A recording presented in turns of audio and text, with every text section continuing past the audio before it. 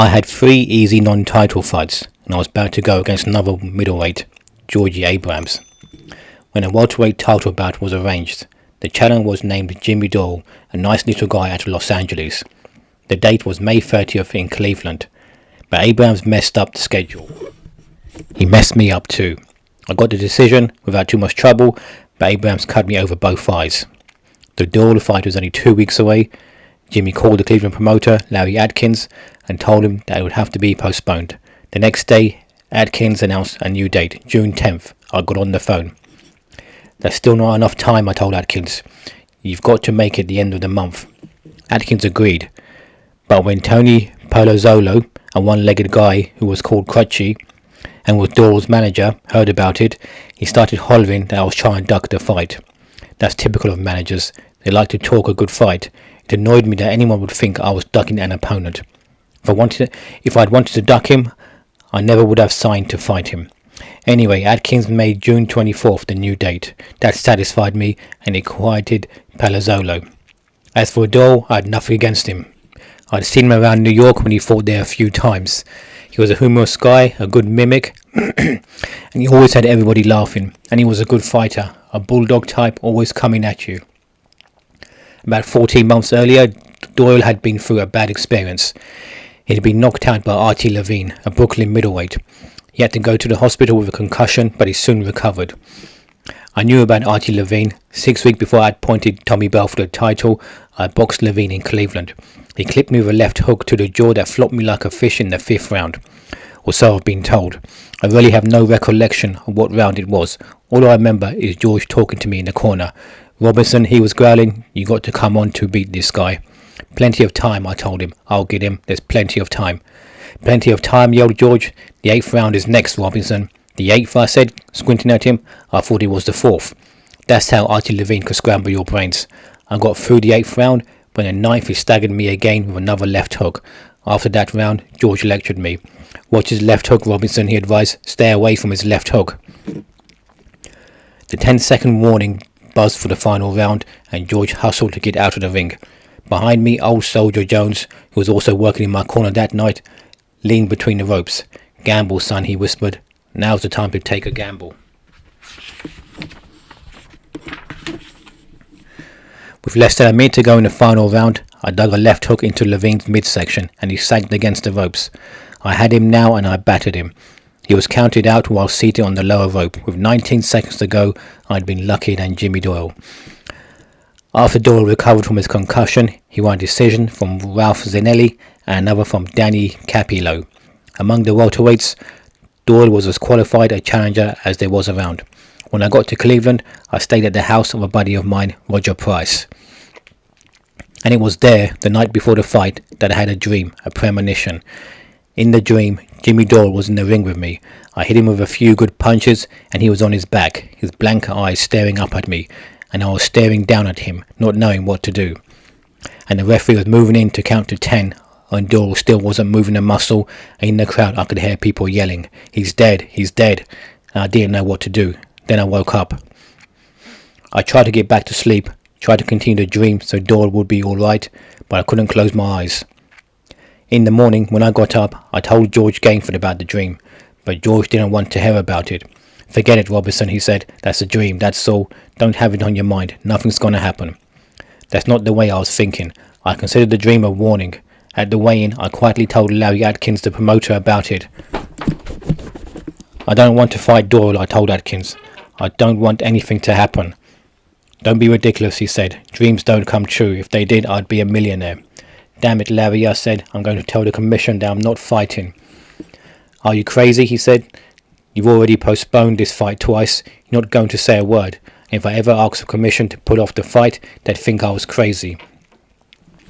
As much as I didn't want to go through with the fight, I decided to do it after being persuaded by a priest whose name I'd forgotten and who was summoned by the commission. That night when the bell rang at the Cleveland Arena, I hadn't forgotten about the dream. But it wasn't on my mind as much. Doyle kept coming at me. I was winning most of the rounds, but none of them were easy because he knew how to fight and he had guts. In the 6th round and in the 7th, his left hook had me backing up. In the 8th round, I saw the opening I'd been waiting for, and I went for it. I threw a double right hand. first into his belly, then to his head. He sagged a little, but he kept coming at me, and he started to throw a right hand when I beat him to the punch with a good left hook to the jaw. Lewis Burton of the Journal American later wrote, Doyle fell back rigidly, pivoting on his heels as if they were hinged to the canvas.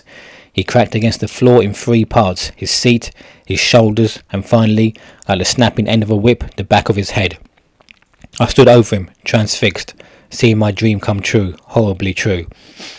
At the count of 4, Doyle stirred. One of his hands reached for an imaginary rope, but he slumped back.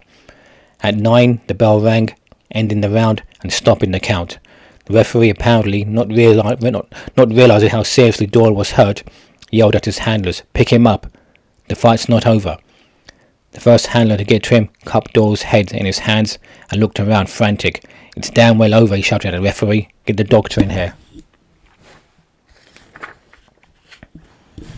I didn't know what to do. I'd knocked out guys before, dozens of them, but in those fights I always had a good feeling, a conquering feeling when I saw them being counted out. Maybe because I could see that they weren't really hurt. But now with Doyle stretched out, his eyes blank, I had that empty feeling you get when something in your life is really wrong. And all I could think of was the dream. "Get a stretcher in here," the doctor was shouting now, "and call an ambulance." He might well have been talking to a microphone. His voice carried all through the building because his voice was the only sound in it. The spectators were hushed, standing around quietly, staring into the ring, waiting for Doyle to move, to show some sign of life, some sign that he was regaining consciousness. When the arena policeman hustled into the ring with the stretcher, he still hadn't moved. "You warned me, God," I was thinking. "You told me. Why did I let everyone talk me out of it?" "Come on, Robinson," George was saying gently, almost guiltily. "Let's get to the dressing room." Minutes later, we informed that Doyle was on the way to St. Vincent Charity Hospital. "I think they're going to operate," one of the sports writers said. "He may have a blood clot." By the time Edna May and George and I got there, Doyle had been given the last rites. Father James Nagel, the priest who administered them, tried to console me. "It's not your fault," he said. "I hit him, Father," I replied. "One of the doctors just told me that when he was knocked out by Levine, he suffered cerebral damage that probably wasn't apparent until now." "But I'm the one who hit him, Father." "You were supposed to hit him," Edna May said softly, "just like he was hitting you." "But he's hurt. I'm not," I replied. We waited around for a few hours, long after the operation, but he still hadn't regained consciousness. We went back to Roger Price's house, but I didn't sleep at all that night. Edna May stayed up, trying to console me. The next afternoon, Jimmy Doyle died. About an hour later, I got a phone call. The coroner, Samuel Gerber, had ordered an inquest. I'd felt bad because I'd been the one who hurt Jimmy Doyle, who put him in the hospital, who killed him. But now, with an inquest, it was as if I were a criminal, and that annoyed me. So did the coroner. He didn't seem to understand. "Why did you pick Doyle to fight?" he asked me. "Pick him," I said. "I didn't pick him. He picked me. I had something he wanted, my title." "Did you intend to get Doyle in trouble?" "Mister," I said, trying to hold my temper, "it's my business to get him in trouble." Harsh words, I realized later, but true. My harshness seemed to make the coroner understand what boxing was all about. "The idea is to hit your opponent, to batter him if necessary. If you don't, he'll hit and batter you. Every so often a boxer dies. Whenever that happens, some people like to shout the boxing world should be outlawed. That's unnecessarily brutal. Most of the time, the shouters are politicians who know it's an easy way to get their name in the newspapers, but an occasional death doesn't mean a sport should be abolished. If that were the case, auto racing should be abolished. So should football. Not that my harsh words made me feel any better about Jimmy Doyle's death. For weeks I had trouble sleeping. Whenever my mind wasn't occupied, I'd see Doyle's blank eyes staring up at me from the canvas. I'd written a note to his mother in Los Angeles, but I wanted to do something more for her. One of my next fights, with a little Filipino named Flash Sebastian, was on an American Legion card at the Garden. My end was going to be something like $25,000. I told the Garden to send half of it to Mrs. Doyle, but that night I had another scare. In the first round, one of my punches flattened Flash Sebastian. My God, I heard one of the sports writers yell at Sebastian, "Lay still. This guy may be dead too." Thank God he came to a few minutes later. If he hadn't, I would have been tempted to quit boxing. As it was, I waited 2 months for my next bout. I went to Los Angeles and went 10 rounds with my old Army sparring partner, California Jackie Wilson. In another benefit for Doyle's mother, she got $6,500 this time, enough to open a trust fund for her at the Union Trust Company out there. It paid $50 a month, as I remember. It wasn't much, but it was something. After that, I had other things on my mind when I went to bed.